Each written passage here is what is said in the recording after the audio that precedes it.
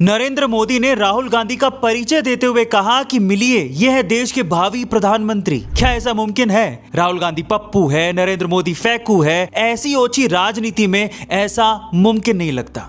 लेकिन देश में एक ऐसा वक्त था जब पार्टियों के बीच में और नेताओं के बीच में मतभेद तो थे, लेकिन मनभेद नहीं थे। दलगत राजनीति और निजी दुश्मनी से ऊपर उठ के राष्ट्रहित और हुनर का सम्मान किया जाता था। जी हाँ, भारतीय राजनीति में एक ऐसा वक्त आया था जब उस वक्त के प्रधानमंत्री ने विपक्ष के नेता को भावी प्रधानमंत्री के रूप में इंट्रोड्यूस करवाया था। साल 1957 भारतीय संसद में एक तीखी बहस चल रही थी और तब विपक्ष के एक 32 साल के युवा नेता ने तब के प्रधानमंत्री जवाहरलाल नेहरू की नीतियों की जमकर आलोचना की। वो आलोचना तीखी तो थी, लेकिन उसमें भाषा की मर्यादा और गजब का तर्क था। वो युवा नेता कोई और नहीं बल्कि अटल बिहारी वाजपेयी थे। नेहरू जी उस युवा नेता के भाषण और उनकी दूरदर्शिता से इतने प्रभावित हुए कि जब वो शाम एक विदेशी प्रतिनिधिमंडल भारत आया तो नेहरू जी ने वाजपेयी जी का हाथ थाम के उनका परिचय करवाया और कहा कि इनसे मिलिए, ये भारत के भावी प्रधानमंत्री हैं। और इतिहास गवाह है कि नेहरू जी की ये बात सच साबित हुई और अटल बिहारी वाजपेयी भारत के एक बार नहीं बल्कि दो बार प्रधानमंत्री बने। अब ये कहानी हमें ये याद दिलाती है कि विचारधाराएं अलग हो सकती हैं, पार्टियां अलग हो सकती हैं, लेकिन जब देश की बात आए तो एक दूसरे के प्रति सम्मान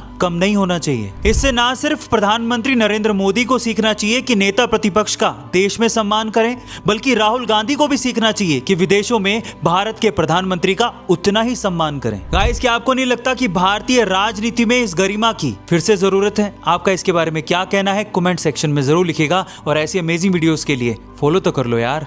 मिलते अगली वीडियो में।